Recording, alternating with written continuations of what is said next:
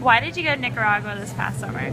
So I went with to Nicaragua with a club called GlobeMed. We have been funding a domestic violence shelter for the past few years, and it was at its culmination. And so we were on the brink of finishing construction of the shelter, and so we went there to make sure that everything was going according to plan, that there were no problems, that sort of thing. So a lot of it was evaluation.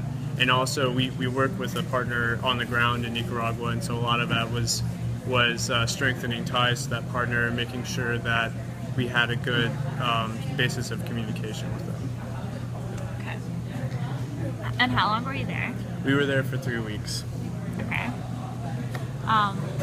So who were you working with there? Because you mentioned a partner organization. Yes, so we work with an organization called Salud Sin Límites, which means Health Without Limits. And so they've been based in the area since the mid-'80s, and they've more or less been working with child and maternal health. That's part of their mission statement. And so what we've been doing with them, more or less for the past 2 years, is working on the shelter, which does have to deal with maternal health in terms of women who are being abused in their families will come to the shelter with their children and have a safe place to stay. So I guess, do you want to say more about like the project you did with the shelter and like why you chose to implement it? What your goals were with the project? Certainly, yeah. So what's the reason why we chose the project in the first place was, well, most of it was talking to our community partner and saying, hey, we have this capacity to fundraise this year. We want to know what are some of the social issues that you've identified in your community, and how can we help deal with them. And so they basically gave us this set of statistics that said, okay, domestic violence is a huge problem here, and basically what's happened in Nicaragua is that the more built up part of the nation, which is on the Pacific side, they have tons and tons of shelters, tons of programs to help these women. Whereas on the more semi-autonomous side, on the Atlantic coast, there's no resources for the women who are being abused, and so we've actually built the only shelter that's within like a 13-hour drive of anywhere in that radius, and so that was part of the reason why we built the shelter in the first place. Nicaragua has the highest instance of domestic violence of any Central American country. It's affected about 60% of the women there, and then 1 out of 6 of every woman in Nicaragua is a victim of domestic violence. And so 60% of those cases actually come out of this area that we're working in. And so obviously, if it doesn't have the resources to deal with this problem, then that's obviously an issue. Right. Okay. And so, did you run into any problems when you were trying to implement? Absolutely, yes.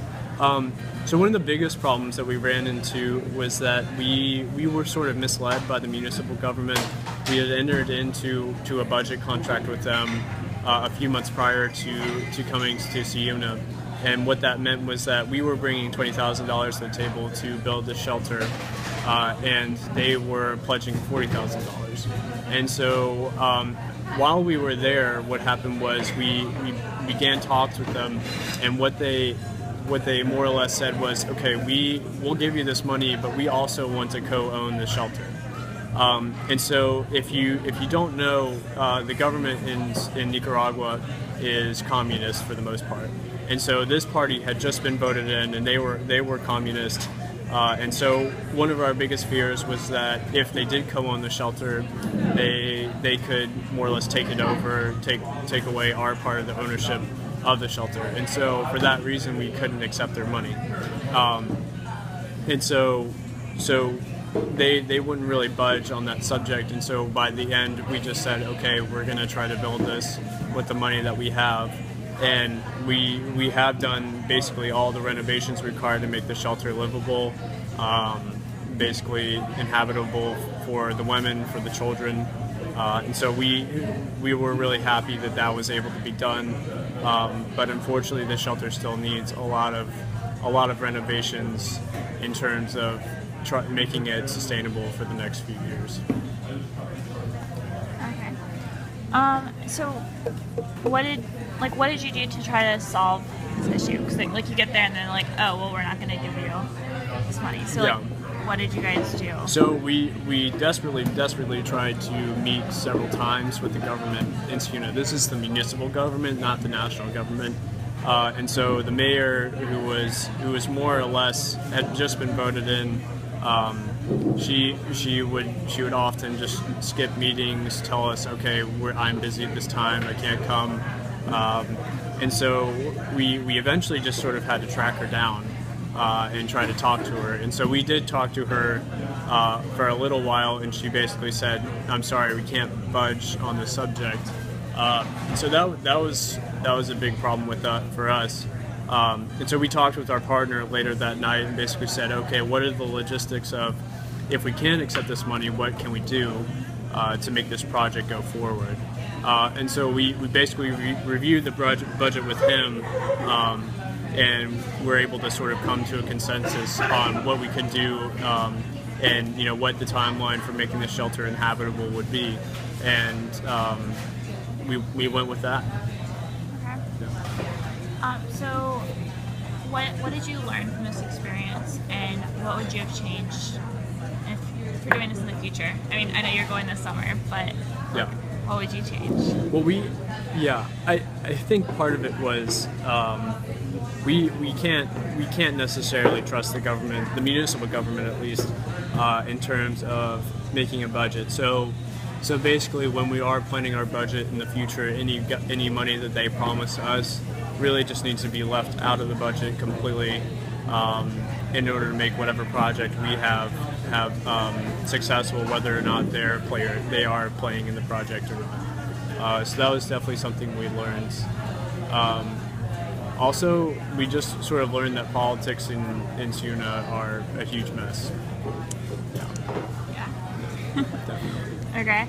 And this is kind of going back to just like domestic violence in general in Nicaragua, but would you say that domestic violence kind of stems from larger issues such as like structural violence? And I know there's a big issue with machismo and like Marianismo. Marianismo, yeah. So absolutely, I definitely think a lot of the problem that we're dealing with does stem from the structural violence, and just looking at the entire system that creates it can be kind of disheartening sometimes, in terms of what can we do to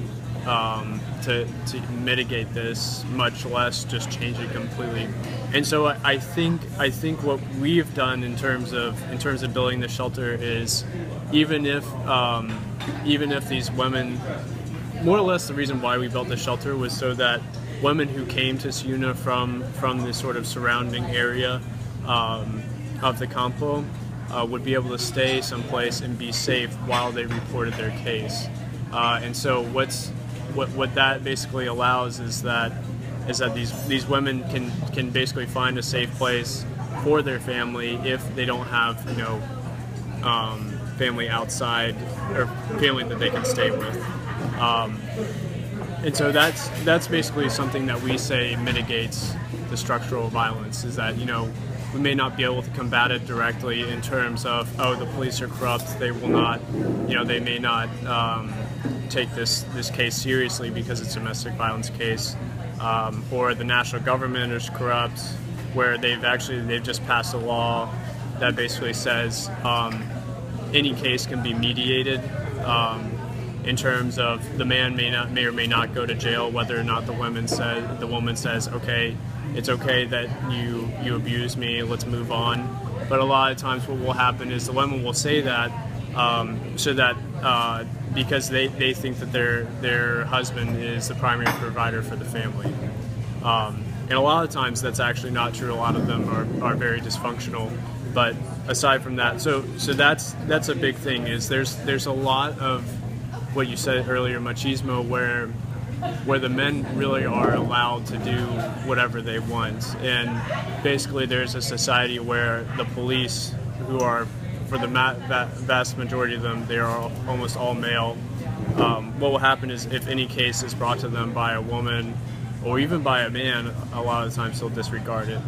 And so by building this shelter, even if the case is not necessarily if it's reported and not really taken seriously, we sort of hope that by giving these women the time to sort of recuperate and allow themselves to sort of reflect on what they can do in terms of improving their lives and getting away from their abuser, we sort of hope that will mitigate the problem.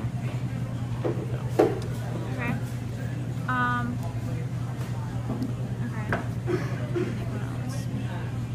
Is there anything else you want to talk about or say just about your experience in general?